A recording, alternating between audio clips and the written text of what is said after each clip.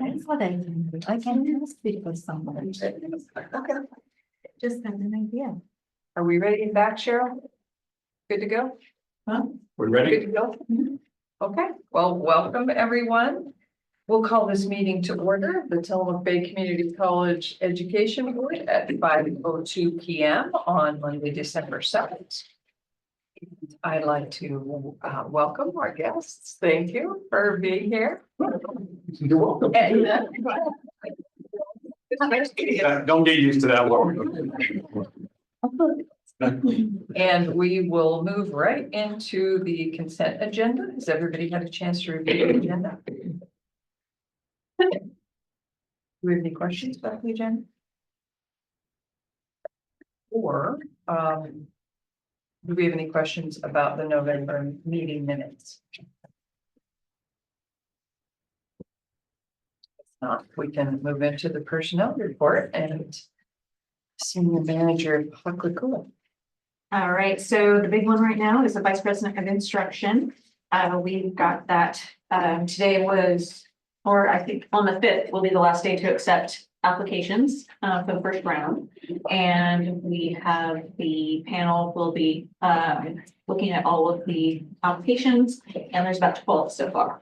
So That's great. it's a good one. And then once we get that narrowed down, we'll start doing scheduling interviews. So we'll do the first round will be a Zoom interview. And then after that, we'll narrow it down to see how many we want to bring in.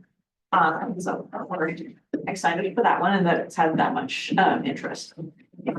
IT support specialist, we are having interviews this coming week on site for the 2 or 4 finalists. So I think there's 2 interviews at the end of this week and 2 interviews beginning of week.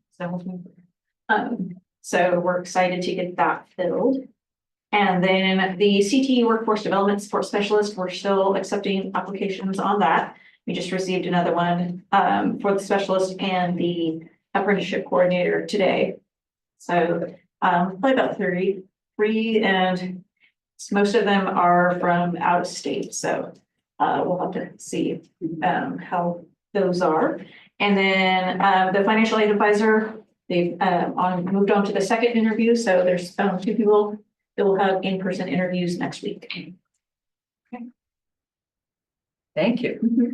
Any questions? If not, I would entertain a motion to approve the consent agenda. I move that we accept the consent agenda. Second. Motion and a second. Any further discussion? Hearing none, I'll call for the vote. All in favor signify by saying aye. Aye. Aye. Motion passes. Okay, invitation for public comment. Available at the beginning of the meeting is an opportunity for the public to comment on any issue within the jurisdiction of the Tillamook Bay Community College Board of Education. Is there anyone who would like to make public comment? Hearing none, we can move right into new business. Item A, 4A, is the OCCA Dedication Service Recognition. Thank you. While we were at a number of us went to the OCCA annual meeting last month. They routinely at that meeting recognize board members for certain periods of service. And we had 2 board members, neither one of which is here today. So I will be accepting these. No. Tamara, and I believe you all accepted the awards on their behalf. Tamara Perman and Mary Jones both were recognized for 8 years of distinguished service to this board. And I think Shannon and Andrea fooled the presenters into thinking it was them, which was kind of fun. So when we see them again, there's a nice little plaque kind of thing there. Yeah, very nice. And very nice. And so we certainly thank them for their service. Bigger than the one I got when I got mine. Next year, I think that's We will fix that. 8 years ago. Okay. Well, thank you. You're welcome. It's good to have good people on the board. Absolutely. For a long time. Yes. Okay, we'll move on to item B, which is the 2025 to 2026 and 2026 to 2027 academic calendar. And this is a first reading. So the 2026 calendar, you've actually approved it once before, but you have another opportunity to approve it or see if you have any changes, recommendations. The 2027 is quite similar. A couple of things I will point out, just as a reminder, there's 12 paid holidays. There's 11 kind of floating non-contract days. So 9 of those this coming year are during the Fridays in July and August. The only weird thing, I suppose, is July 4th falls on a Saturday. So I moved that holiday to the 2nd. So you have the 3rd, that Friday is one of your Fridays off. Other than that, it's pretty straightforward, and I'm always open to suggestions or feedback. Any questions? Calendar at this time? Okay. We'll revisit that again next month. Great, Thank you. Well, Okay, we'll move on to item C, which is board policy 3430, prohibition of harassment. This is the second reading. Thank you. So we have 3 board policies here actually that are here for the second reading that are all related to sexual harassment or sexual assault on campus. This is the second reading. We have not made any changes to these board policies since their first reading. For board policy 3430, I think we should probably take them one at a time for a separate vote for each. For 3430, what we'll be asking is for approval of BP 3430 prohibition of harassment. And we will also rescind board policy 322 with that motion. The current board policy 322 does take into account some items that are in each of these 3 new policies. So if we just rescind it with the first one, we'll be in good shape with that. So our ask would be that the board approve BP 3430 and rescind the current BP 322. Okay, thank you. Do we have any questions? No. Okay. Do you want to talk about the other 2 now, or should we just vote on them one at a time? I think we should vote on them one at a time, just for the record. That move that we rescind the, what number was that? 322. 322 and accept 3430, prohibition of harassment. And I second. Okay, we have a motion and a second. Any further discussion? Hearing none, I'll call for the vote. All in favor signify by saying aye. Aye. Aye. Motion passes. Thank you. And BP 3433, as we indicated last time, also has not changed since the first reading. This takes into account updated language with regard to sexual harassment under Title IX. And so we would ask that you approve BP 3433. It's legally required as the language as such covers all of the legal requirements. I'll make a motion to approve 3433. Thank you. Do we have a second? I second. We have a motion and a second. Any further discussion? Hearing none, I'll call for the vote. All in favor signify by saying aye. Aye. Aye. Passes. And lastly, BP 3540 contains language with regard to how the college will respond to sexual and other assaults on campus. There have been no changes since the first reading either, and it also is a legally required board policy. Thank you. I assume that everyone that is trained then every fall or when new staff come in, they all know about these policies. Yes, and That's where people get in trouble. Because they don't like them. yeah, and I'll And point I think out there is a requirement for There is. training. there is, and in the administrative rules that are associated with these, especially BP 3433, very lengthy and really calls out exactly everything that the college has to do, including training not only for staff, but education for students as well. I will move to accept 3540 policy. Thank you. And I second. Yeah, okay. Thank you. We have a motion and a second. Any further discussion? Hearing none, I'll call for the vote. All in favor signify by saying aye. Aye. Aye. Motion passes. Thank you. And I should point out that College Council has already reviewed the administrative rules associated with each one of these board policies and have approved them on contingency of the board approving the board policies. And so these will all become in effect tomorrow. We'll publish them. Sure. Thank you. Yeah, thank you. Moving on to item 8, Excelencia in Education. All right, thank you. These next two are opportunities that have presented themselves to the college that align with some of the work that we want to do in support of our strategic plan. As we've talked about a few times, the college is what's classified by Excelencia in Education as an emerging Hispanic serving institution. That does not carry a federal designation. That's just a designation by an organization, Excellence in Education, that supports the Latinx student success initiatives as colleges that are moving in a direction of becoming a federally designated minority serving institution.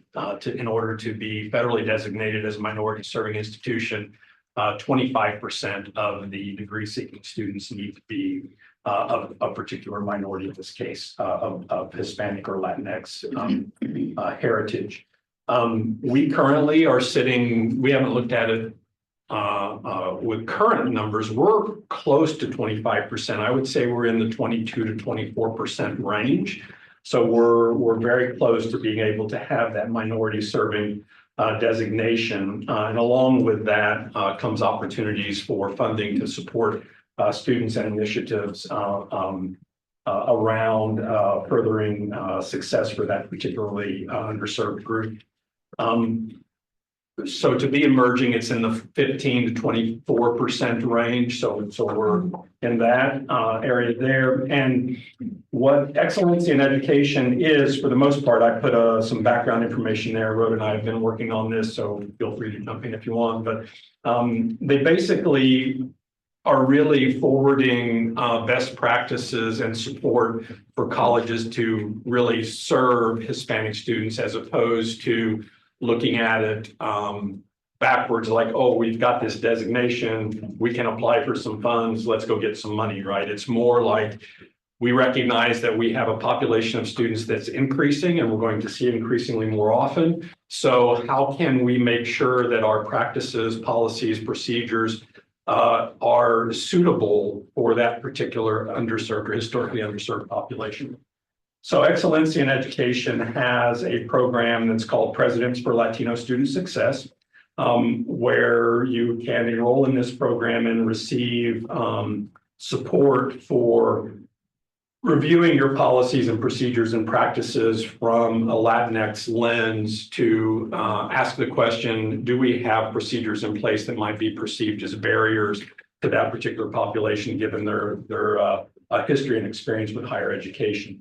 So we have applied to enroll, I guess, or enrolled, I guess, is the way to look at it, in the program, the Presidents for Latino Student Success, and will, if approved, be able to receive support from them in really reviewing our practices and support services from a Latinx lens. As I mentioned, I think I might have mentioned this last time, can't recall, but there are 5 colleges in Oregon that are part of the President for Latino Student Success: Columbia Gorge, Portland State, PCC, Western, and it's the private. Is it Pacific? It is Pacific. Yes. Very good. I was trying to think. I didn't write them down. I should have. So we would be the third community college to do that. Both the other colleges are active in this group, and it would be a good sort of community of practice. So this was just for information that this is something we're pursuing, and how we feel that collaborating with them really does support our strategic plan in being able to address the needs that might be present for the Latinx community without assuming that we would know what they are without really working towards identifying them. It's another way of showing our commitment and making it visible that we're committed to helping. And it's interesting because even some of the sessions I've done over the last couple of years with them, and at OCCA, we went to a session on becoming a Hispanic serving institution. And it was interesting because in that session, the conversation about, Latinx and where that term came from, and is that a term we should be using? And one of the presidents from a community college was very offended. He's of Hispanic descent, and but it made us think, because we're going to start talking about again, what terms do we use and when is it appropriate? Is it Hispanic? Is it Latino? Is it Latinx? And being very intentional about which we use when, because the goal is to be inclusive, not to be offensive. And so thinking about those things. And so they're also one of the reasons we started inviting families to more things. That's something that I learned from there, that in the Latinx Hispanic community, it's even more important that all the family gets on board. And so we're starting to try that. But it's great to hear from people about how it works and how they're able to support their students and not just bring them in and register them, but actually help them succeed. That's great. Yeah, and we know by looking at the population growth in the state of Oregon and Tillamook County, the largest growth in the minority population has been in the Hispanic community, the Latinx community, and also even some of the elementary schools are more than 50% Latinx and Hispanic now. So being able to prepare for that, be ready for that. And also, as Rhoda mentioned, just be able to show that we respect and honor that heritage that I think would be really important. And I think this group will really help us, with the framework around doing that the right way. I think this sounds great. I'm glad that we're actively involved in moving toward, like, getting ready for the Spanish serving designation. And certainly it's true that reflects, a sizable portion of our, not only student body, but our community. So Rhoda, I'm wondering about what you just said. Was there any conclusion about what descriptor we should use? And it depends, and we need to find out, different communities are different. And as some of them said, some of the older generations, Latino is the term that's been traditional. That's good. Some of the younger students, maybe Latinx is fine, and they appreciate that it's all gender inclusive. And so realizing that we need to talk about what works in what situation. Are we advertising globally and which term is appropriate? Are we dealing with some of our traditional age students? And so we need to do some work on that here, because it seems to depend partially on the community, because some are more inclusive of different countries of birth than others. And so I'm trying to really determine what's here. So we realize we have some work to do. And it's interesting, Hispanic is, obviously that's not preferred for most cases because it's parts of colonialism and things like that. So I think that led to the Latin and Latinx designations, but right, I remember that you're right, the president did take offense at that. Yeah. My mom would not be happy. Yes. Latina. Don't you tell my 86-year-old mother she's not? Yeah, I heard it on a news show too. Yeah. About what? They don't want to be like Latinx. They don't like Latinx. Yeah. Right. I think it's admirable that we're investing the time to prepare for this. And it confuses people that we are trying to become it's a federal designation, a Hispanic serving institution, but then we're also applying for the Presidents for Latino Student Success. And it's like, but some of those terms are delivered to us in specific programs, so that's not our choice. Okay. Yeah, great work. Exciting. Yeah, no, we're excited by the opportunity from that. Item G, Rural Guided Pathway Project. Oh, so I can say one thing, I'm excited because I am very hopeful that as of next week, we will be able to hire a bicultural bilingual financial aid advisor. As well. Great. It will support students in so many ways with this. I'm very excited. Oh, that's wonderful. a big Yeah. deal. And if I could, I mean, Rhoda has really been trying to increase, in our student-facing positions, Spanish-speaking, individuals. And it was challenging for a while, but we put out recently to try to get, to hire some bilingual tutors. And when we put that in the grant, we were thinking like, oh, we're not going to be able to do that. And then we've been very, very fortunate lately to be able to do that. Part of it speaks to, in the community, it is a close-knit community, and word of mouth and people speaking of the benefits of working here from their own community really helps. And I know that's really helped us get Spanish-speaking individuals from the community to want to work here and apply here. And it really has made a difference for a lot of our students. And not just our Spanish-speaking students, right? I mean, it really does. A lot of our students. That's terrific. Yeah, congratulations. Okay, and Rural Guided Pathways Project? Yeah, another similar opportunity kind of fortuitously came along. We have been working at this college with a group called the National Center for Inquiry and Improvement. You may have heard the name Ralph Johnstone. He's been here a few times to present and do workshops for the campus community around redesigning America's community colleges. Community colleges were originally exploded in the 50s and 60s and really were just an outgrowth of the models for universities, which are a very privileged structure, a very privileged design. And it was recognized, it seems like a no-brainer, but in, I think it was 2015, the Community College Research Center put out a publication called Redesigning America's Community Colleges that was centered around something called guided pathways. And it really is about recognizing that community college, the majority of the student body at community colleges do not have the privilege or luxury of having grown up in a higher education environment. The language, the experience, it's intimidating. It's not something that's familiar. So it was really about trying to create more structure for students that may not have come from a college-going culture, or that might not have the luxury of time and money to experiment and spend long periods of time in higher education, which is increasingly getting more expensive. So they recognize that there really are four kind of key pillars that if we can redesign community colleges around these four pillars, it will lead to greater student success, greater equity among historically marginalized groups, and ultimately serve the workforce and other needs of the community. Those four pillars are clarifying pathways for students so they seem pretty clear about what you need to take and when. Facilitating the onboarding experience so students can get enrolled and engaged in college more easily. So getting on that path.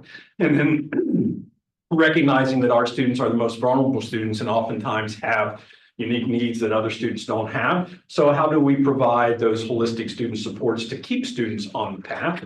And then lastly, looking at the classroom environment and asking questions about how do you know if your students are learning anything in this particular environment? So with the students that you have. So those four kind of pillars are considered the framework of guided pathways. Most of the work in guided pathways has been done at large urban or at least suburban community colleges. And it was noticed within several years ago that applying those practices at small rural community colleges is challenging. So they embarked a couple of years ago on a rural guided pathways project where they solicited from the country applications for a rural guided pathways project. And that initial cohort is just finishing up its work. There are 17 community colleges in that, two of them from Oregon, Lynn Benton Community College in Southwestern Oregon Community College are both in that first cohort. They've put out and solicited applications for phase 2. We were invited to apply. And essentially building off of some of the information that they used and uncovered and developed during that first cohort, we would spend a 3-year commitment with them going through redesigning TBCC from the perspective of those 4 pathways unique to a rural environment. And they're really focusing on this time with the fact that rural is unique and we have to look at it from that lens, and that they want the pathways to lead to living wage occupations within the community so the students can stay in the communities if they want to. So it's really backward mapping from that living wage occupation in our particular community, backwards mapping that to the college so that students could afford an education here and be able to stay here should they choose to.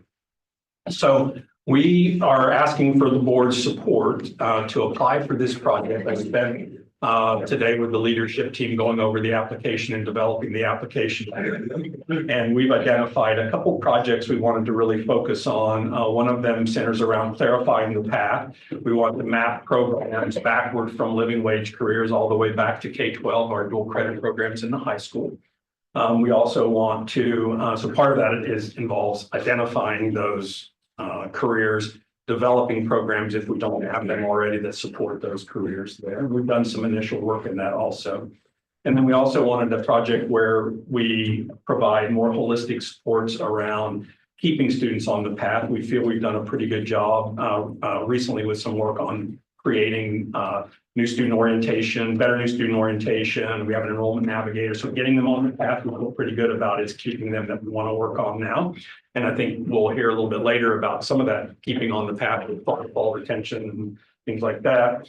So staying on the path around our learning community and student engagement, getting more faculty involvement in that, creating a more engaged first year experience for students, building out more of an early alert, early intervention process that includes some mental health supports for students, looking at the unique needs of part-time students, and looking at what we're at least tentatively calling right now that creating that sort of next step visualization for our students so that they can see what's next after they finish their work with us currently. And we know that if they can visualize what's next, they're more likely to continue what they're doing right now to move into that next pathway, whether that's transfer or career. So we would like the support of the board for this project. They've asked for that the college has support of the board. The only expense to us is the travel to and from the institutes, which would amount to probably for a team of 6 to 8, probably $7,000 or $8,000 a year is probably what it would amount to. We think it would be a good investment on our part. The rest of it's paid for by grants that they have secured for this project. So I don't know if Peter or Rhoda have anything else to add to that. Well, I certainly support this. I think that all of the ways that we can surround and support students and provide a safety net and help them get to their goals, I think all of those efforts are worthwhile and valuable. And it's all work, I should point out that we're not, this is not additional work for us, right? People think of this, oh my gosh, you give me one more thing to do. It's work we're doing. It's support for the work that we're doing already. And I think that it creates some structure for us to do this work. It creates some accountability for us to do this work. And I think it would really help us move the needle a little bit further and a little bit faster by having the support of the folks that are engaged in this project. I think that they'll be, did they say 15 of the current ones will continue on, and they're going to choose 17 additional colleges to participate. So there'll be a group of a little over 30 that'll be continuing this work through. It'd be exciting to learn from the other schools as well. You know, it's always great to hear. And they're from all over, right? I Right. mean, yeah, it's not just Oregon. Most of them are small, not all of them. But not all of them are. Small. No, small. Yeah, small in this category could be 4 or 5 times bigger than us. So, which I think is one of the unique things about, I think one of the reasons why they were interested in us as a potential participant is that we are small. We have a really supportive community. We are the only higher education institution in the area we serve, right? So we are kind of a unique college, and I think that you know, and I think we've worked with some of these folks before. I think they see the sincerity and commitment of the people that we have here to do some of this work too. So that's exciting. Okay, terrific. Do you need a vote on that? We support it. I can go by consensus. You can support it. It does ask for the signature of the governing board chair, which would be Mary Faith. So unless you tell her not to sign it. Go for it, Mary. I say so. Okay, Okay. okay, terrific. All right. Oh, with that, we can move on to item 5, information only items. 5A is mission fulfillment, fall to fall retention. Oh, yeah. Cheryl's gonna bring up, PowerPoint, of course. I don't go anywhere without PowerPoint. Thanksgiving was exciting. I had a PowerPoint. I did not. Kelly McKeon's gonna join me for this one, but I'm gonna start out with the data piece, give her a break. So as we're doing at every board meeting, and you all won't get bored of this, I promise. We'll keep it exciting in each one. We're talking about one measure every board meeting. So this, but in fact, at this meeting, we're going to talk about 2 different metrics, same metric, 2 different populations. We're talking about fall to fall retention. But we're going to talk about that fall to fall retention for full-time students and for part-time students, because as you all understand, those students have somewhat different experiences here at the college and out in the world. And so we'll talk about them in a little different ways. And the point of presenting these metrics to you all is that we don't just want to talk about the metric, but we want to give folks at the college the opportunity to talk about the metric, but to talk about the work that they're doing to move those metrics, right? Because there's so much work that's happening at the college to drive and to influence those metrics, right? We've got projects both at the strategic level and then the word went out of my head. Service area projects, how could I forget? Service area projects that are happening all over the college. And we want to give those folks the opportunity to talk about that work. So that's why we're here. Next slide, Cheryl, please. And everyone's favorite diagram, which should be a Yeah, tattoo. we may have seen that. Yes, yeah. Well, Paul's gonna get it as a tattoo as a part of the retirement. That's gonna be a part of retirement. It is. Yeah, right. Yeah. We're gonna do that. It's gonna be ceremonial. It'll be great. Retirement party, we all get that. It's gonna be a good time. Yeah. No, that one. You do it, I'll do it. What the hell, I don't know. You go first, okay? Yeah, all right.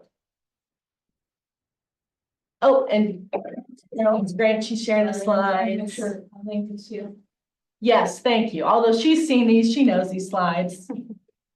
She's heard this rap before, but she's involved, so I love it. All right, next slide, please, Cheryl. Thank you so much. I appreciate it. Yeah, so just to define so everybody knows. So when we talk about fall to fall retention, we're always talking about new to TBCC students, right, in the fall term. So it's our cohort of new students in the fall, and the percentage who re-enroll the following fall, right? That's the measure. And when we talk about new to TBCC students, we're only including undergraduate degree-seeking students. That doesn't include high school students. It doesn't include community education students. It doesn't include CDL students, right? So we're just talking about undergraduate students, just to kind of narrow and make sure we're all talking about the same kind of student, right? So it narrows that cohort. Typically for us, that's fluctuated to about 100 students every fall. This year, this fall, we've got about 122 students in that cohort, a larger cohort this fall than we've had in past falls. So that's exciting. Yeah, sure. And so for our mission fulfillment metrics, this is going to get a little nerdy, but that's exciting. 6 o'clock on a Monday or whatever, let's get things going. So we've talked about this in the past, right? But it's important when we set mission fulfillment metrics, not just that we compare ourselves with our past performance, but also that we compare ourselves with peers who are like us, right? And so to do that, we have to do a couple of things. Like I just said, our cohorts are really small, only about 100 students. And so the performance of 100 students each year can fluctuate an awful lot, right? And those fluctuations don't always tell us really how we're doing as a college. And so what we are using and it's hard maybe for y'all to see in the back, so what we're using is what's called a 3-year rolling average, right? And so each year we're adding a year, adding the current year and dropping the past year, right? So a 3-year rolling average. So each year is 3 years average of students. So maybe 300 students roll together, right? So it kind of flattens out a lot of those fluctuations. And so that helps us, so that's why this line, the blue line, which is us, right? So that's why that line is flatter than it might be otherwise, right? Not as fluctuating. And then the mustardy yellow, less attractive because it's not us, right? The mustardy yellow line is what I call the iPads comparison rate. And so what that is 6 colleges from across the country who are similar to us in that they're rural, they're small, they're not as small as us, but then, who is, right? Similar to us, they offer that similar kind of degrees. We've talked about how they compare to us in the past, right? So, and none of that is new. We've looked at that before. And so what we love about this is look how that line is sloping up. It's good times, right? Yeah. So, our performance, the performance of our, we should say, not the performance of our full-time college student, undergraduate students in terms of retention is increasing, right? And increasing towards what seems to be about the average of our comparison colleges. But we like that, so that looks good, right? So we're seeing increase in performance for those students. So that's great, and this is for full-time students. So I said 300 students, I lied, that's wrong, right? Because this is only about half, slightly less than half of that cohort of about 100 students each year. I misspoke. Lie, I misspoke. Okay. Yeah. Next. You're good. Okay. This is not as pretty, but still good. Okay. So same thing. Blue is us. So again, 3-year rolling average. You see significantly below our peers. And then in this last 3-year chunk, increased dramatically. Now, what also happened in 21-22? We're talking pandemic time here, right? We saw a dramatic increase in fall retention in 21 and 22.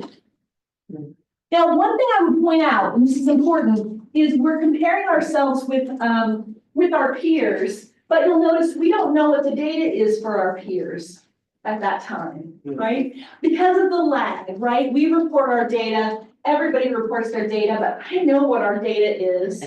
I don't know what their data is, right? So I bet their data went up too, right? Because what happened during the pandemic? Well, my big guess is students stuck around in school because there wasn't a whole lot of other things to do, right?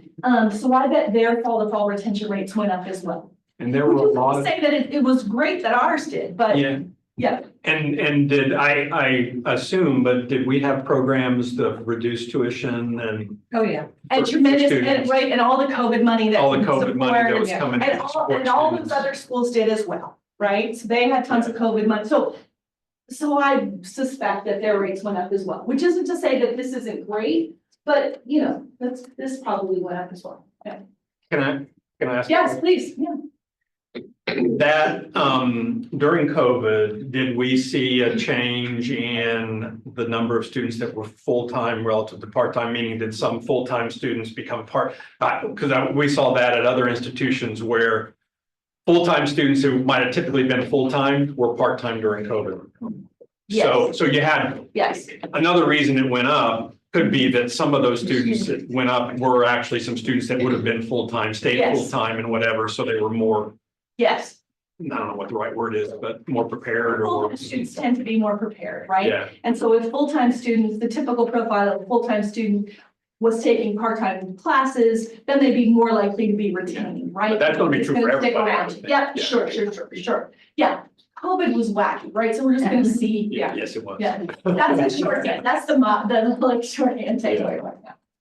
Okay, so the other thing I would point out about this, and this is true of the previous chart, is this ends in 22, right? So both of those charts, we saw this nice upward trend. Right? So there's another chart, which is a bit of a buzzkill, right? It's hard to say, there's another chart. Which doesn't have a comparison, because these are the data that we keep, right? The same data, not 3-year comparison, but just annual snapshots, right? Same data, still full-time, part-time. The full-time students still look pretty good. These are the same, right? Still about, what, 58% last year. So this is last year, 23, 24. 58% of full-time fall retention rate. This is great. This is not great. Only about 32% of part-time students were retained last year. And notice, so you see this. This is great, right? That's that 40% that pumped up that last spike that we were looking at. That's that. Right? And this kind of kept it up there. See, that still kept it up there. And then this kept it up there too. This is a problem, right? So this is where we are right now. That was at 32% last year.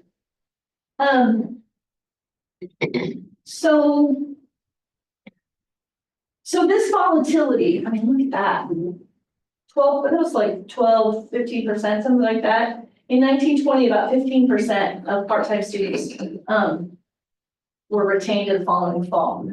Now let's be clear about what that means, right? Because the students'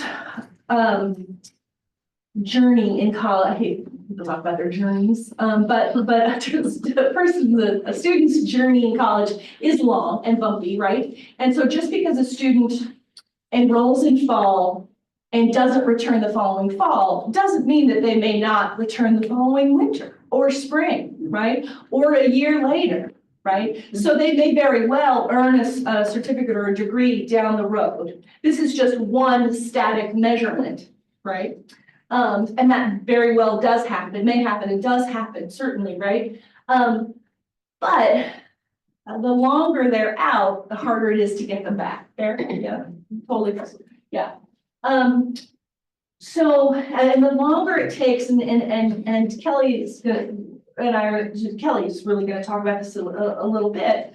Part-time students take longer to earn certificates and degrees. If they earn those certificates and degrees, the longer they're out there earning, and the slower they are to earn credits, the more bumps there are in the road, the more time there is for there to be bumps in the road, right? And every bump is a barrier that they have to overcome, right? So that the longer that road is, the harder it is to get there. Can I ask a question? Yes, ma'am. What if I'm a part-time student and I come back the next year full-time? I'm sure you captured. Love it. Great. Still considered a part-time student. Yeah. Well, and that is one of the just inadequacies of the way that this has to work. And we categorize students as full or part-time simply based on how they enter in that first term. That's just how they're categorized. And I say inadequacy, it's just based on federal kind of standards, and it's just how it works. And it's actually, we had an interesting conversation about this earlier in leadership. Many students, not all, but certainly over half of students, move in and out of full and part-time status, right? Yes. For all sorts of really real reasons. That's their life, right? And yeah, so there's a lot to capture there for sure. Yeah, for sure. So enough data probably for you all. Maybe not for me. Next. So Kelly, you want to jump in and yeah. So we wanted to talk to you a little bit about kind of what it, not comprehensively, but kind of what it means to be a part-time student and what some of Kelly's team is kind of facing and doing to support those part-time students. So it's obvious, especially for those of us working with students all the time, they've lost money from the COVID benefits. We lost a lot of money that we could give to students. So those things are gone. It affects those long-term part-time students that were there when there was a lot of money and now they're here and there isn't. Another barrier, seasonal work and family obligations, especially around here, make a big difference for some students. Sometimes they have to stop going to school so they can work. Takes longer, I think Erin already talked about this, it takes longer to earn credits needed for certificates and degrees and more bumps in the road. And we actually have a couple of certificate programs that add to this. For instance, the phlebotomy certificate starts fall, goes to winter, and that's it. So that could look like a part-time help out, but they actually got their certificate and they're done. So, you know, there's some give and take. Our retention strategies so far, but I'm gonna ask you guys about this when we're done here. Stable staffing makes a huge difference. We have coaches that have been here now for 2.5 years. They see the same faces. Chris up front at Student Services, you see his face. Jamie in the business office, you see her face. It's consistent. That makes a big difference for some people that are scared to death or terrified to come in the building. They see the same faces. It's huge. Transfer advising, we now have Taylor Howard, who is our part-time with OSU. She's specifically geared for helping students transfer to other schools. I already see a difference in some of the students that are scared about transferring. First gen program, I'll get back to that in a minute. Erin, did you have something you wanted to say about mental health? No. Okay. No. Okay, so these two are a little bit different. I first wanted to talk about mental health workshops. We are not qualified to do mental health, and I'm going to be a proponent for bringing someone in to help all of us and our students with mental health issues. And I say that because we've had a huge uptick in students withdrawing because of mental health and emotional problems. And I'm going to give you, this is not Erin data, this is Kelly data. Don't put your horse on it. For our last week of withdrawals, which was week 8, a week ago, last Friday, that week we had 37 students withdraw either completely or just in 1 or 2 classes, all over the board. Their reasons, 25 of them because they have to put on their papers why, or they have to tell their coach why. 25, stress, it's just too much, I am overwhelmed. That's 25 out of 37. 6, it was because of work, something happened, they had to go to work. 4, family, and then the rest were. That's a huge number just for that 1 week, and we have a lot more withdrawals than that. So I just wanted to share that so you know. Now, back to the first gen program because it's related a little bit.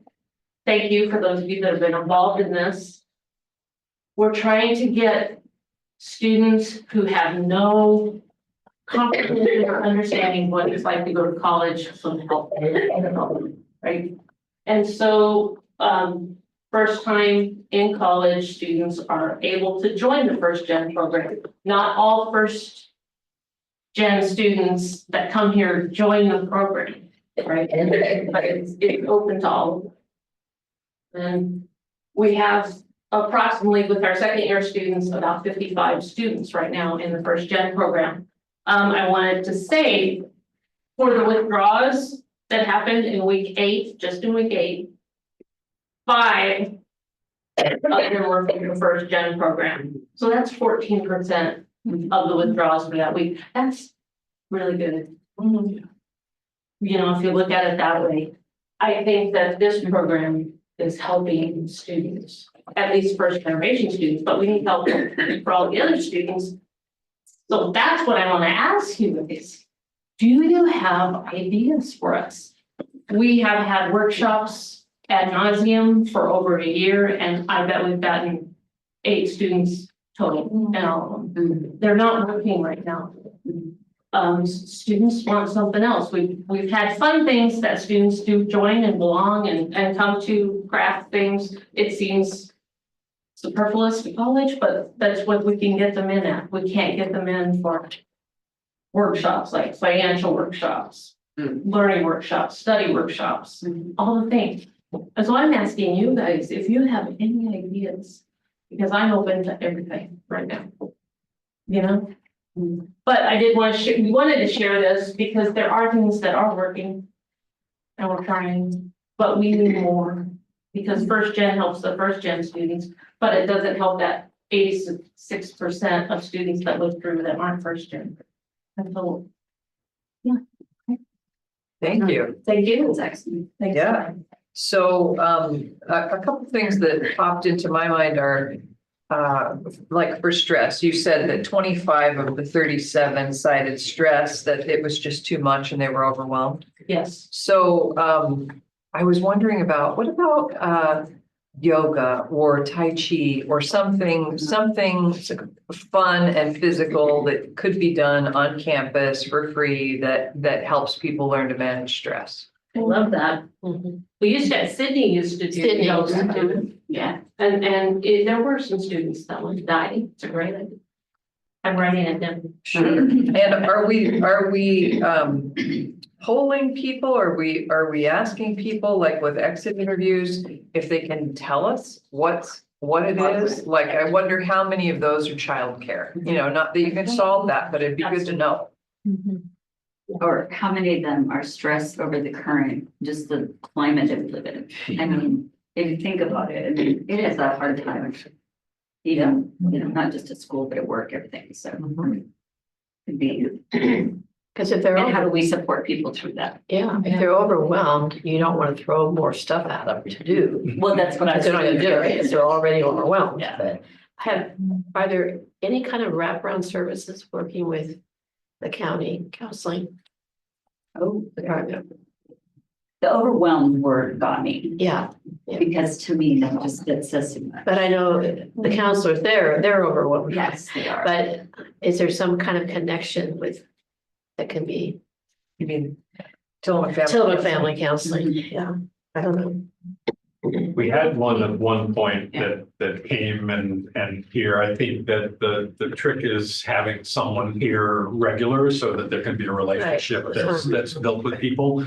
And then I think the person that was here, spouse, got a job somewhere else, so they moved out of the area. I've approached TFCC. They're open to working on something. They are understaffed as well. Right, exactly. And at a crunch too, but I know that Kylie's been interacting with someone maybe from a personal services contract, someone that we might be able to get in. We're willing to spend the resources and allocate resources to find the right people. Just waiting to hear back about what the cost would be, but we'd like to have like an open hour or two a week, or first off to see how much is used and what's used. And then she also accepts OHP, so a lot of the students can continue to see her on their own after. So That would be great. Yeah, I do think if we look at, you know, I think access to mental health support would go a long way with our students. You know, the issues are so intersectional that lead to stress, right? Whether it's finances, childcare, relationships, or whatever, they add to stress and make it really challenging to do well. And sometimes it doesn't take a lot of support to provide some relief for someone. I know Rhoda and I have chatted a lot about trying to figure out a way from a staffing perspective of what would that look like to have someone here. I mean, I think it's every bit as important as an advisor or a coach or a navigator or whatever. I mean, it's what students need now. And our employees too, for that matter. And it takes a while, because we've actually had two different ones over the years that came in, and the first one that was here from TFCC, kind of sat in the corner and was very quiet, nobody ever kind of knew she was there to go. But the second one did a great job of making herself very visible, very approachable. She'd spend like out in the lobby, just introducing herself to everyone that walked by, you know, very friendly. And she did say the two things: in the time she was here, she saw about as many faculty and staff as students, which is great, shows the need. And she was keeping data because she was hoping to write a grant to help like fund something in the future, so that can continue. It really is a value proposition to students too, right? All of these engagement opportunities, students, students' lives are complicated in general. Students don't do optional, right? So, being able to articulate the value and the return on investment of one's time, I think is what we need to create. If we're going to have these opportunities for students, we really have to get the word out there. And most of our students, we have to rely on faculty to help in this regard too, because that's most of our students have most of the contact with faculty. So it's really about, I think, getting the message out, showing the value, the return on investment of that time, both in their student success, but also just their general overall well-being. There are some retired counselors too, and Yeah. private counselors. I know of one, maybe. Might be available. I wonder if newly minted counselors, thinking about when people finish a degree program, but they need 1,000 hours of, I wonder if somebody like that. We could look into a partnering. I know when I was at Lane programs in Eugene, we did partner with Pacific, who had a program in Eugene for licensed clinical social work, and we did partner with them, and they did have interns here. So it might be a reasonable thing to consider. Reach out to the Portland area and see what programs there are. If they have anybody over here, because a lot of those programs are online, right, too, and so they might have people that we want to drive here or whatever. So.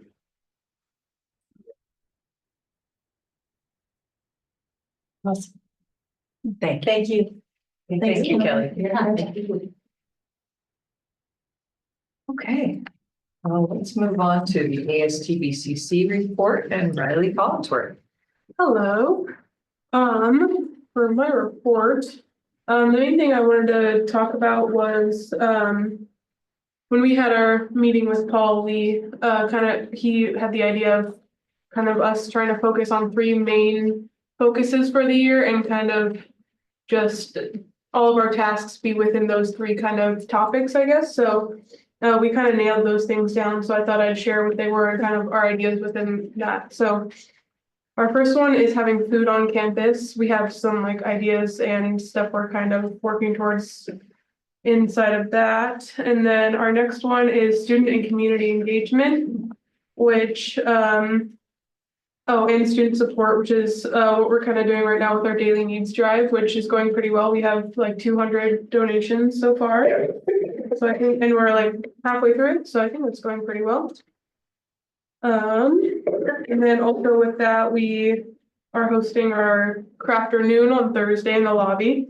So that's kind of with our community engagement, just to get people here and just more comfortable with the space and stuff like that.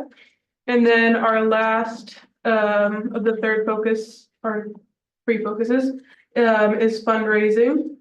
So we have some ideas about that as well, which is going to be kind of rough in the next few months with Charity Drive, but we have some ideas for that as well. But yeah, just thought I'd share our 3 main focuses of the year, and hopefully we'll be able to stick to those. Thank you. That's great. That's good. So give us a little more detail about the basic necessities drive. So yeah, we have our bucket down in the lobby, and we kind of have our thermometer thing to kind of motivate people to donate, so they know we have a goal and whatnot. But yeah, we're accepting our donations, and then they'll be in the food pantry area just to support students through the holidays and for the rest of the year. We're accepting things like lotion and laundry detergent and toilet paper and clothing, and we've gotten some food as well, and feminine hygiene products and regular toiletries and stuff like that. Yeah, just to kind of support students and make sure they have what they need. That's great. So when we bring in those donations, where do we take them and how do they get counted? So we have, there's a bucket down in the lobby, towards the back, so you'll put them in there, and then we've been collecting them every Wednesday and Friday, and they go, and we count them and we put them into a spreadsheet, and then we put them on the thermometer, and then they've been going into forgot whose office, the one across from them, like it's by the lobby. The food pantry. Jenny, and. Yes, Jenny's Oh, office. oh. We're storing them in there, and then we're sort of incorporating them into the food pantry as needed. So yeah. And how about clothing? For clothing, there is like the clothing rack in the food pantry that's there, so like I said, we're just kind of incorporating what our donations as needed in there, because I think the things in there go pretty fast, so just as needed. We haven't gotten too much clothing, but we have gotten some stuff, like we got some winter jackets and t-shirts and stuff like that, so, and some shoes even, so. So we could just bring things in on hangers or? Yeah, well, most of the stuff we gotten has just been in bags and just like it put in the bucket, but yeah, however you'd like. Okay, all right. And the other projects that you're working on, tell us more about those. Okay, yeah, for our with our food on campus kind of focus, we have an idea that we're kind of working towards with like concessions, like cheaper kind of items that we can sell to students that might not necessarily to like make a huge profit, but just to like kind of have more accessible and more options for food on campus. We're still working out like where we would put it and stuff, but we have like kind of a layout of a proposal that we're working on for that stuff, like for perhaps like donations of freezers or microwaves and stuff like that. And we're kind of working on a budget that would be for that and kind of working out how we would get the items each week, and if possibly it could be like a work study thing for students to work at the concession kind of thing. So yeah, that's our main idea that we talked about last week in our weekly meeting, kind of working through the details of that, and I'll continue sharing once we have more kind of details on that. But yeah, we're just working through the details, and also we're working on how to contact the health department for kind of how that would work in terms of, not that we wouldn't be making like any real kind of food, mostly just like ready to eat foods kind of thing, but yeah. I wondered what you meant about that, because I thought you might have meant what we did previously or what the school did previously, like having snacks available to hand out to And that's still people. a good option for people who like really need like the free options, but we were kind of thinking of taking it another step. That makes sense. Yeah, I'm sure people would like to be able to get food while they're here. Especially warm food, other than just like Yeah. like a bag of Cheez-Its or something. Yeah. So while you were talking about that, I was thinking about a friend of mine who works at Oregon Youth Authority. Mhm. And are you familiar with the facility? I don't think so. It's a correctional facility for juveniles. It's out by the Port of Tillamook. Oh, yes, I just went there last week. Or I didn't kind of get my brain. I went for my forestry class for we toured the nursery. Oh, yeah. Oh, that's great. Yes. Yeah. So my friend has been involved with, they have a concession stand that I think they open just once a week. Yeah. Maybe when it's visiting day or something, and I've heard her talk about it. And so if you would like to be connected with her, so you could ask her, how does that work? And how do you Okay, buy yeah. food? And how do you price it? And That would be and really how do you helpful, yeah. prepare it? Because it's not a full kitchen. It might just Yeah. be a microwave. Yeah, that's kind of what Yeah. our idea, just a microwave and a freezer and Yeah. a fridge. And So if you'd like that connection to talk to somebody about how they do it, I'd be happy to connect you with her. that would be really helpful. Thank you. You're welcome.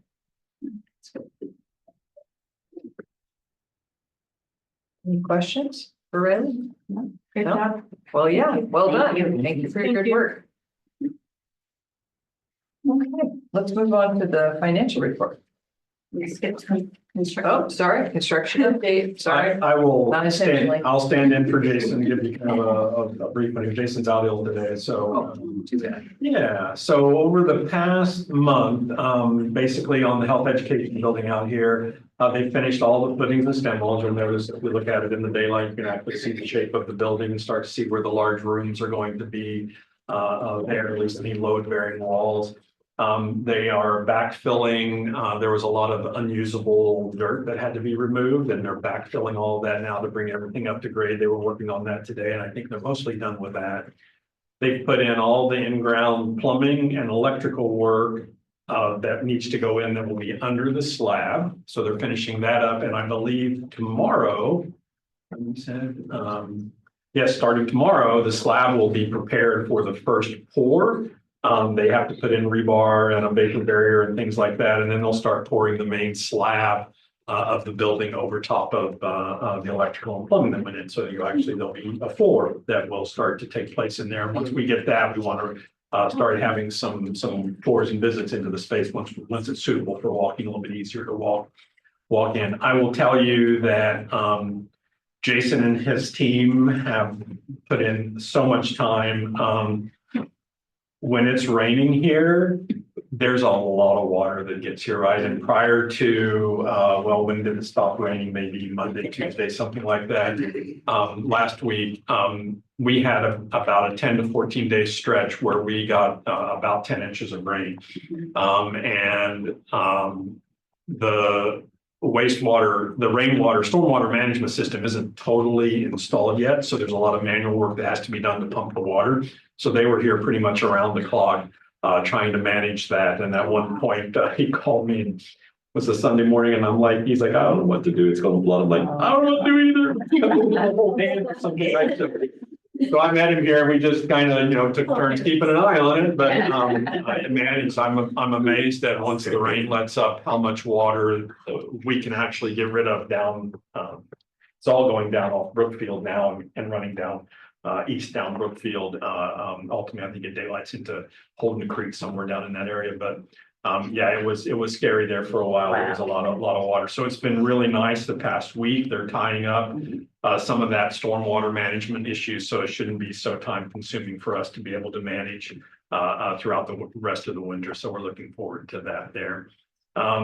So they'll have the slab poured over the next couple of weeks. They're going to reroute the power and do all the major electrical hookup on Monday the 16th. So this whole area on Monday the 16th, not just TBCC, will be without power for a little while. So if you have friends living over here, sorry. Then that will tie in the new electrical work. And right around Christmas time, we should start seeing walls go up. They'll bring the walls in on, they're already prefab, most of them, and we'll just start seeing them pop up around New Year. So that'll be exciting. For CIT building across the street, we're still moving forward with that. It's just going real slow. We did receive a zoning use permit from the city. So we're all square with that. And we're now preparing additional documents for the county for permitting, and also the Economic Development Agency, who we have a matching grant with. They require a lot of paperwork and approval of documents before we can actually go out to bid. So we're still slowly moving along with that one, but things are looking good for that one too. So that's construction. Thank you. What did we learn about the septic system? Well, we are on septic. We are still not sure how there is oil in the septic tank. So anybody local won't pump it. And we're not sure, haven't been able to get a sense of how deep the oil is in there. And we're waiting for a date when an environmental company from Portland can come over and pump for us. Okay. So that's where we stand with that, unless all the rain we had washed out some oil. You never know.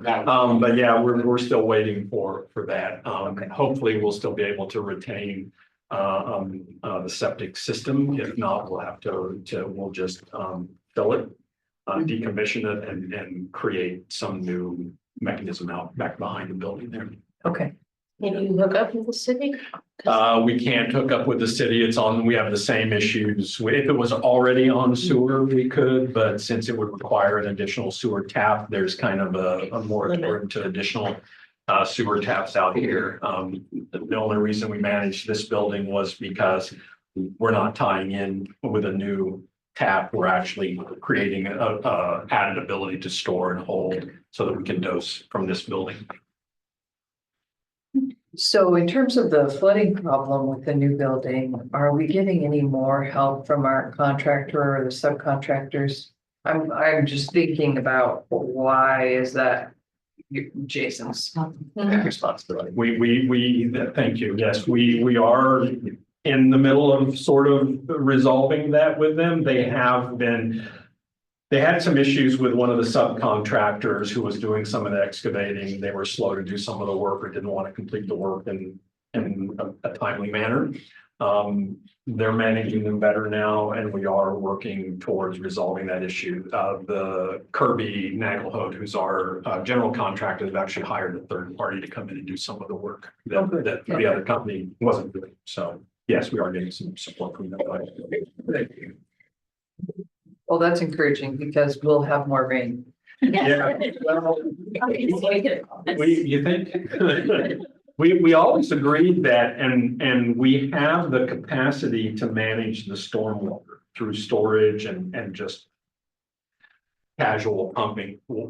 The issue is that because the one of the subcontractors left before that stormwater management system was complete, there's a lot of groundwater infiltration in there. So we're filling up with, just because the water table's so high right here, as the rains come, we're just filling up with groundwater. And so we're pumping groundwater out, which comes back into the ground. We pump again. It's this vicious cycle. But we have to do it to keep this building and the job site from flooding. So we've been pumping pretty much around the clock when we had the rain. When it's not raining, it's not as big of a deal. There's a chance for that groundwater to subside and it's not as big of a problem. So the past week has been good. They were out there today doing some work. So I'm hoping that we'll be able to manage this much more easily. Thank you. Yeah, you're welcome. Any more questions for Paul? Okay, good. All right. The financial report. I keep waiting for Paul to compliment me on my hard work to redirect sun from New Mexico. Oh, some of the water. We had a lot more sunny days than we expected. Oh, we wanted. Yeah, well done. Take your time if you'll take our water and give it to her. Yeah, so I'm just going to continue on that construction report, going to the financial piece of it. Of the 14-ish, $15 million that we had from the bond proceedings and bond altogether, we have spent about $3.4 million, leaving roughly about $11 million from that fund, which of these $3.4 million, we have already received about $1.4 million from the matching fund, the $8 million that we showed. As we speak, other expenses are happening and another bill has been, because there is a lag between this report and the actual activities that are happening. We also have a big hedge for another $500,000. So my goal is to get this $8 million as soon as possible and kind of keep it in a separate account till we run out of the $15 million. So this is a little bit about what's going on with that, those two accounts that are related to the healthcare building. So don't we have to spend that first, the 8 million from, sorry, do we have to spend the 8 million from the state Okay, so first before we, wasn't there some kind of so the $8 million is Timeline. the match or the that match? they give us up to $8 million. They pay half of whatever we spend. So we have to spend from the $15 million and That's then what it we can was. ask Okay, for. that's what it was. Yes. So Yeah. any other questions about the construction? Okay, so going to, I love money. What is that next to that? Plus. So overall, we are doing good with expenditures as opposed to the budgeted amount. The first one is the beginning fund balance that is this number is still being adjusted, so I'm expecting it to go a little bit more lower from what it is right now, from the $1.9 million. But still, I don't expect it to even get close to $1.2 million. So it's going to be still in the $1.8, $1.9 million. And the reason for having additional, the 1.2 was what was expected. But the additional stuff are coming from the salary savings, and salaries are the most expensive piece of any budget because you have the salaries and then you have the fringes and all these other. So when we, if we don't hire anybody, we can save a lot of money. I'm kidding. No, these are the positions that we couldn't fill. Some of it in the business office, some of it in faculty and other positions. So we're doing good in terms of the beginning fund balance. We received 2 payments from the state out of the 4 payments. So we have slightly over 50% of the state appropriation that we were expecting to receive. The property tax, as you can see, is less than 1% of what was budgeted, but of course it's because the bulk of it comes in November and December. And we are just starting to see those payments coming in, and this is as of end of October. So as of end of October. So it's not reflecting any of that. In terms of the tuition and fees, we are doing well. I already mentioned in the last board meeting, but I'm going to mention it again, that in terms of the fees, we're doing better because of or it looks like we're doing better because of the nursing program have higher lab fees, course fees, and of course they are more expensive too. So we're going to turn around and spend it on those expenses that they have. The interest, I think we were a little bit too ambitious based on what I am seeing. I think that we didn't budget appropriately. We thought we we're going to get about 360,000, and it's by we, I mean me, because I did this budget, but I blame it on being new and not knowing exactly what was going on. So I think for the next round of the budget, I would be a little bit more conservative with that amount. And the other ones are very small, so I'm not going to go into any details. In expenditures, it seems like we are doing well. Some of our expenses are showing at the end of October, at this point in time, I expect about 33%-ish of the expenses to actualize.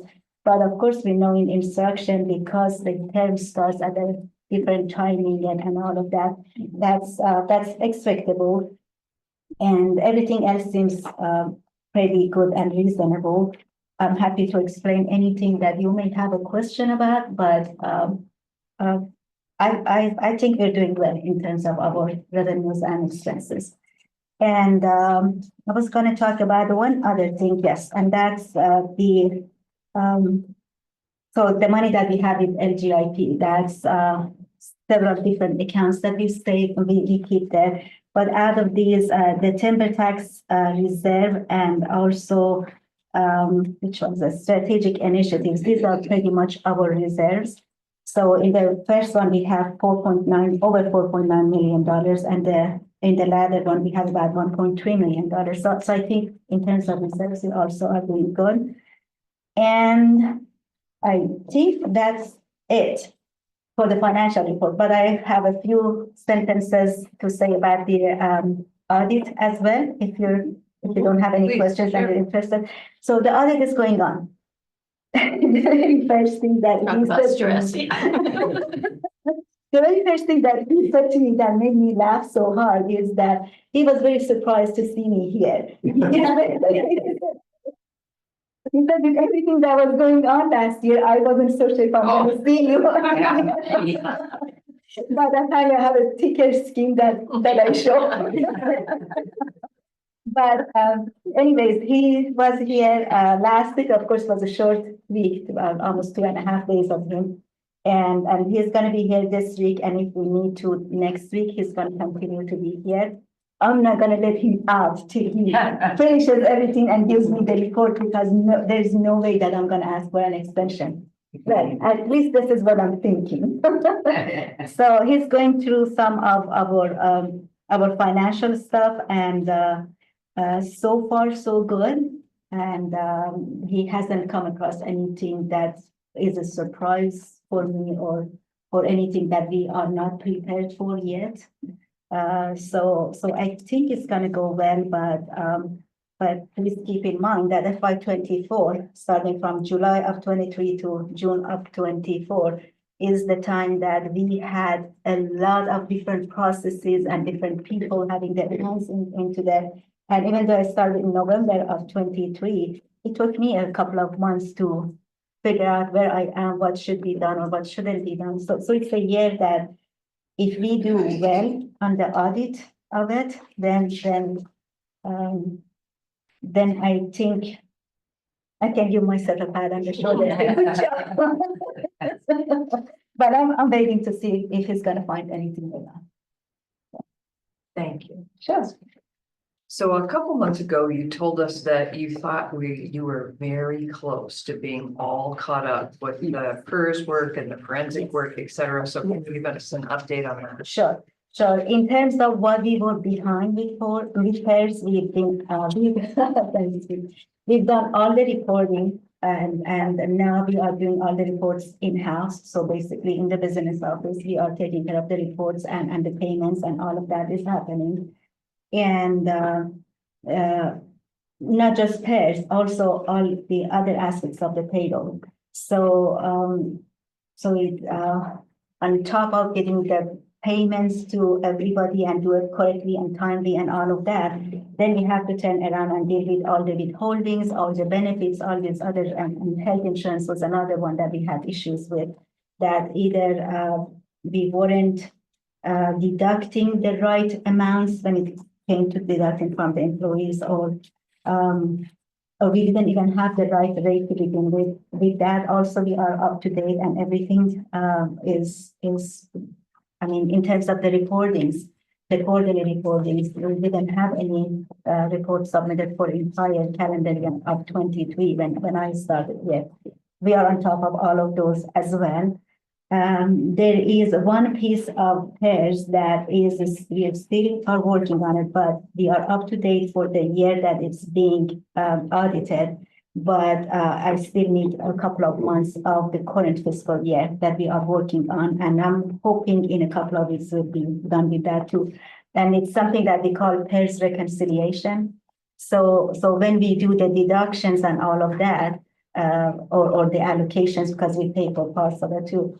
And we make the payments. So we have to report to pairs. There's a platform that we report our data, and then they check and they make corrections if need to, and then they invoice us once they're happy with our reports and everything. They invoice us and we make a payment. So we're doing all of these. We are good with all of that. But then we have to take one other step, and that is for us to check and make sure that all those deductions happen in the right places, because we have different funds, different color of the money, but when we make a payment, we just pay it out of the general fund. So that's part of the transfer out that is happening on the financial report, that as you can see, we don't have much of it. We have some, but we don't have much of it happening in the revenue section. And that is the money that we transfer from other funds for employees who are being paid out of other funds. And we calculate that and we move it into the general fund. That we are behind by August. I think August is the last month that we reconciled. So we're behind by 2-3 months. But now that we have a process and we identified how we should get the reports and how we should tweak the reports and make sure that we have all our numbers matched, it's going to go faster.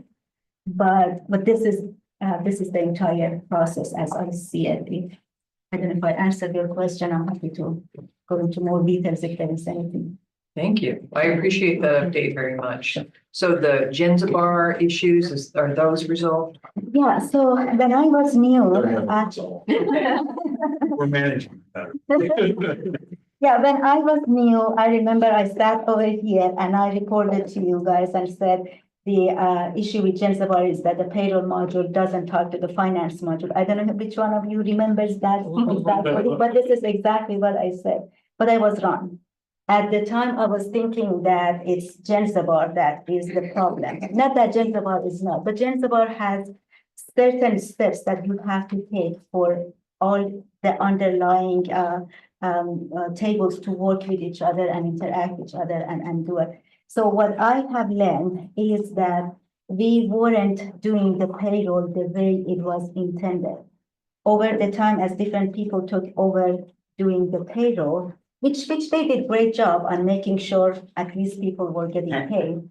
right? But they, over time, they just thought, oh, this step is not necessary, or what this step does, and they kind of picked and chose what they were doing.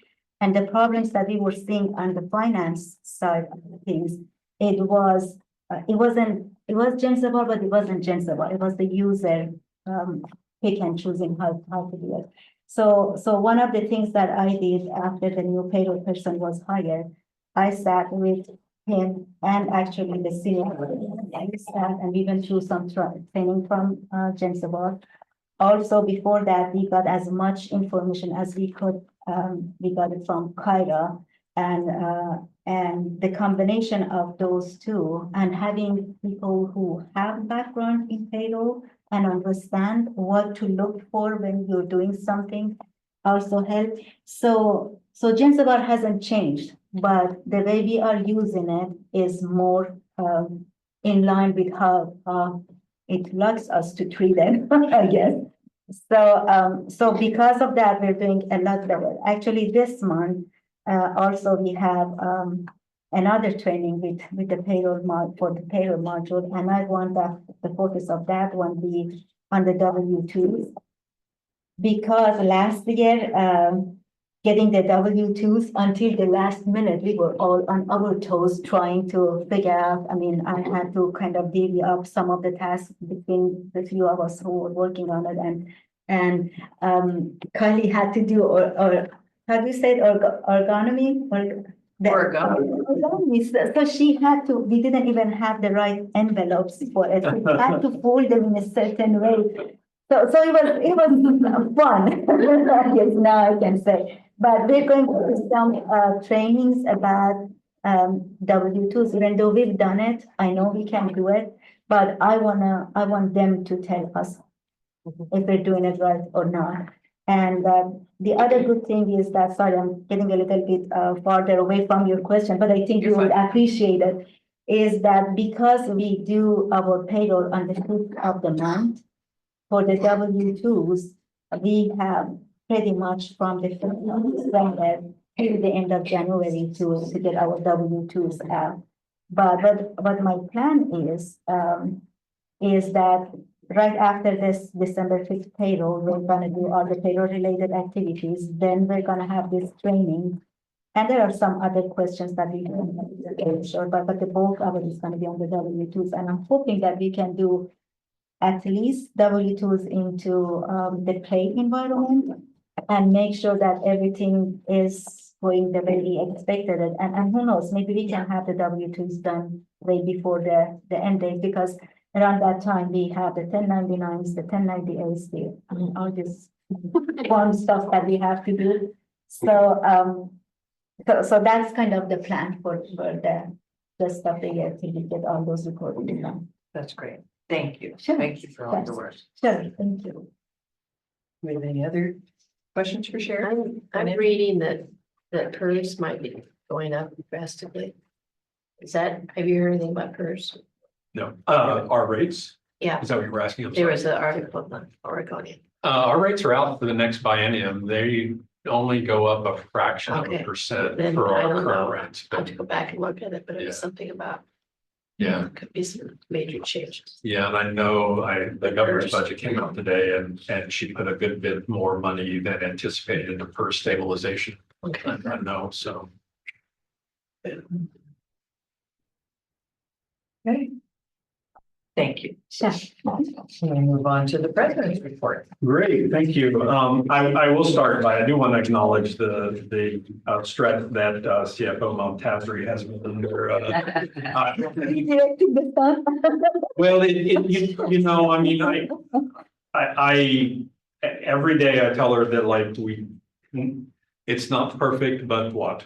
We're making progress, right? Yes. And we really are making Yeah. progress. And I really have to say that, you know, the environment that she came into, where she was short-staffed, two good employees, but they had 5, you know, supervisors in the past, 2 years, and there have been 5 CFOs in the past 2 years, and to inherit that kind of system, not only were we, inheriting a system that needed a lot of tweaking and nurturing, we were behind on so many things. And it has been a little more than a year that you've been here, and you've made a good difference and a big difference. And so I appreciate you for that. So thank you.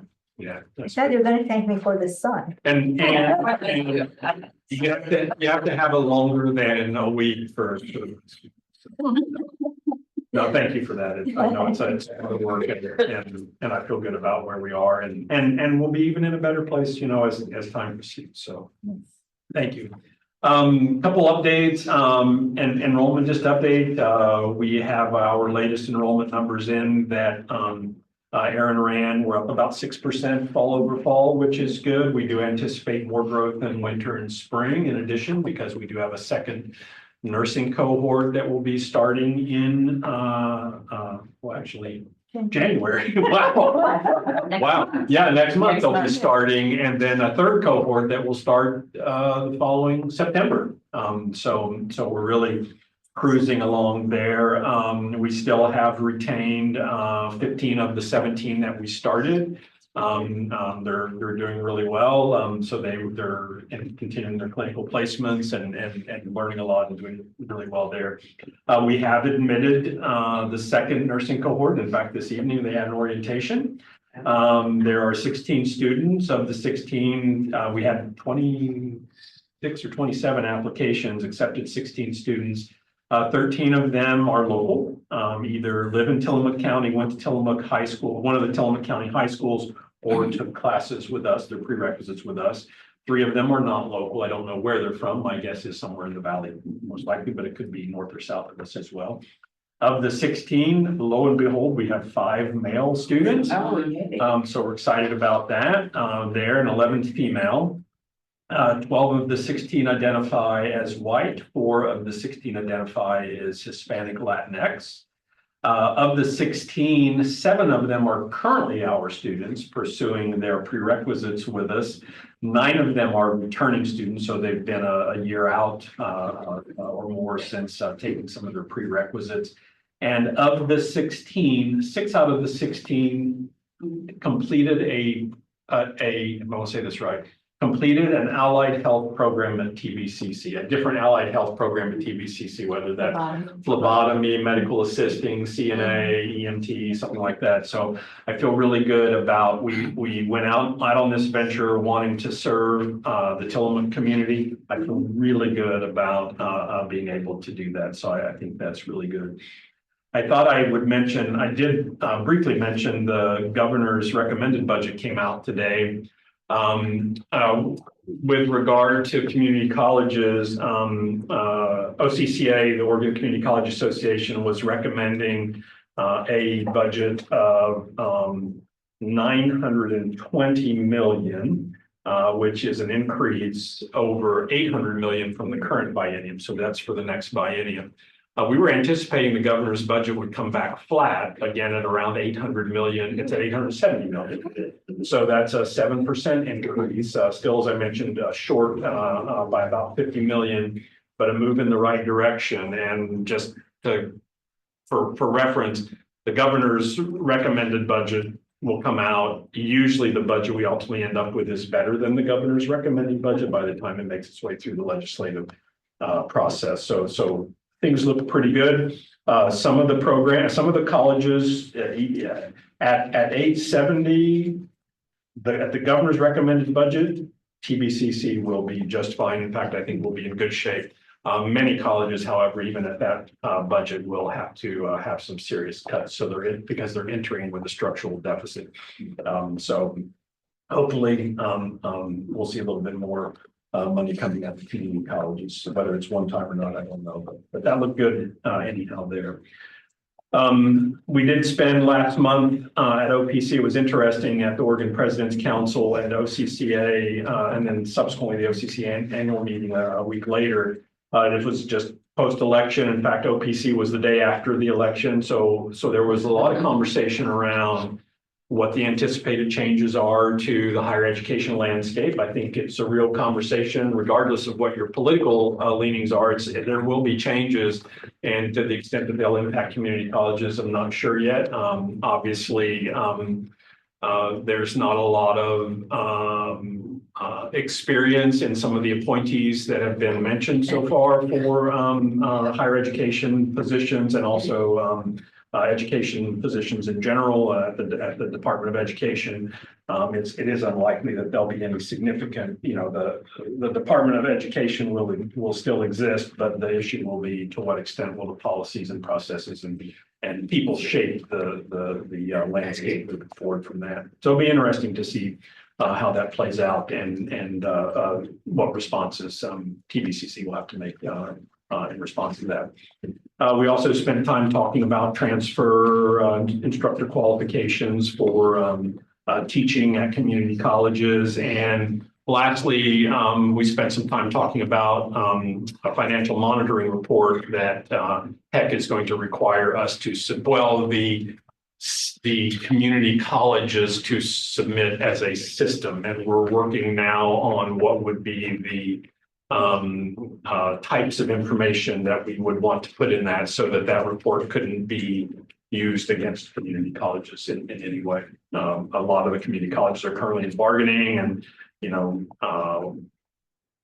having the HEC say, you're at a red, you're at a yellow, you're at a green or whatever could create some issues. We did have the OCCA annual meeting. Andrea, Shannon, and Kathy attended. I put a photo there. It was really a lot of fun. Rhoda, Peter, Britta, Lori, and myself also went, and I think there was fun to be had by all, as you can see by this happy group here. We took this picture after Kathy left, unfortunately, but it was a lot of fun. There were some really good workshops, in particular, a good bit of them focused on belonging and equity issues and workforce development. There was one gentleman from Africa, Parfait Basal is his name, and he was just remarkable in his speaking to us. And I was talking to Michelle about this earlier. He focused on one of the things he focused on in her story. He would sing songs as part of his presentation, but he told a story about the meaning of a name or the meaning of names. And I think that was really important. We take names for granted a lot of times, but I'm terrible at it being from Appalachia, but having a challenging time pronouncing names, but the meaning not only of the name itself, but the sound it makes when you say it, the letters that are used when you spell it, the conventions that led up to that being your name and how important that was. So that was really, really meaningful. And I think as germane to the conversation we were having before about what you call something is really important. And you want it to have meaning and be informed certainly by the folks that are going to have some ownership with that name. So that was really. He even came to our table. So. Oh, did he? Yeah. Oh, wow. Yeah, I wasn't there at that time. So good. Yeah, I thought it was remarkable. He was very Great. He was very humble. Yeah. He's relatively local now, right? Olympia. Yeah, Washington State. So.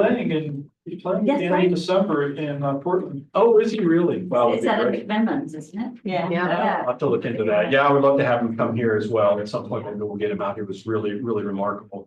A few of us also attended the Northwest Commission of Colleges and Universities annual conference. I went as a CEO. Aaron went as our accreditation liaison officer, and Sherry and Michelle went for new evaluator training to participate on evaluation teams.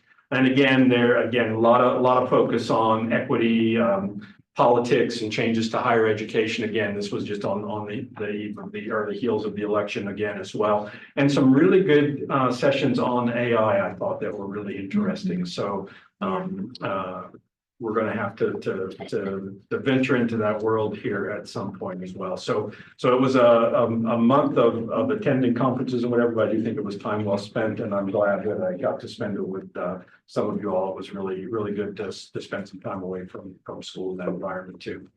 Lastly, keep in mind, December is Universal Human Rights Month, and Human Rights Day is coming up next Tuesday, I think it is.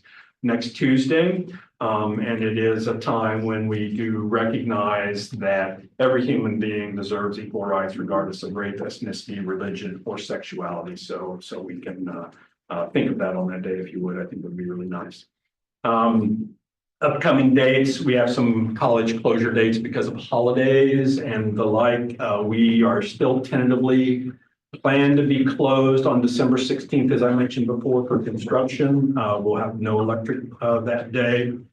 We are out December 23rd through the 27th as holidays, and also January 1st. And our next regular board meeting will be Monday, January 6th, same time, same place. And lastly, some folks that I would like to sort of point out, as I mentioned, our facilities team, Jason, Josh, and Stephanie in particular, for all the stormwater management. No fun working in the rain, but they were out there pretty much every day trying to help out.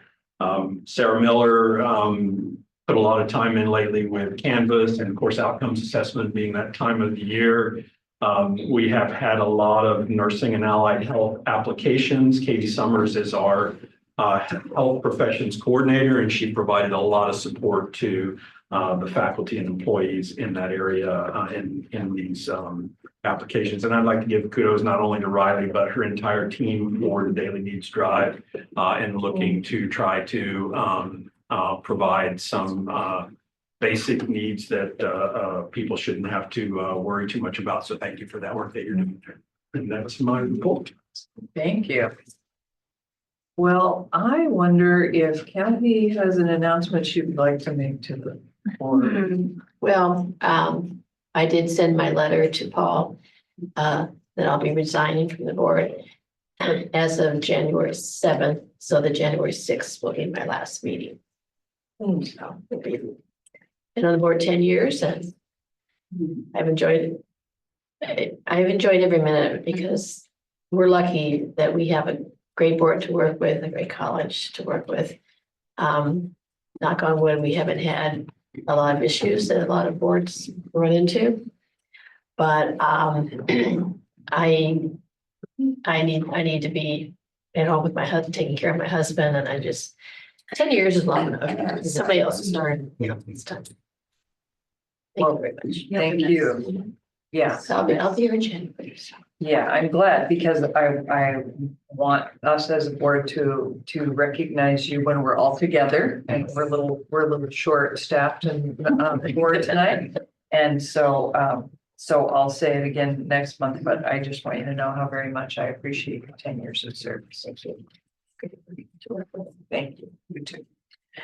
And I wanted to mention that I had the opportunity a couple weeks ago to go to the Association of Oregon Counties Conference. We get together once a year with commissioners from all 36 Oregon counties and do workshops and trainings together. And I spent some time with the Clatsop County Commissioner, who was telling me about the woes of Clatsop Community College from her perspective. And she talked about how very sad it was that Clatsop Community College had lost so many good people. And I said, that is a very sad story, but lucky for us. So I wanted you to know that we were speaking about both of you, Sherry and Peter, and I am very grateful that you're both on the job and very appreciative of your efforts here. And it is indeed sad what the turmoil that Clatsop Community College has gone through. It's very sad.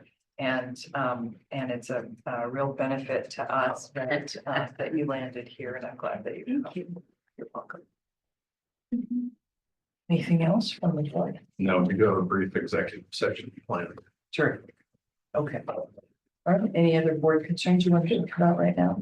Can I just say, if that board was on one end of the spectrum, this board is on the other end of the spectrum. I really appreciate this board very much. Thank you. Thank you. I appreciate that. What I appreciate about this board is the diversity. Yes, we're all different, but we have such diverse lives and jobs and careers, and we all have a different way of looking at things. And it's, when you look at business women, you have nursing, politicians.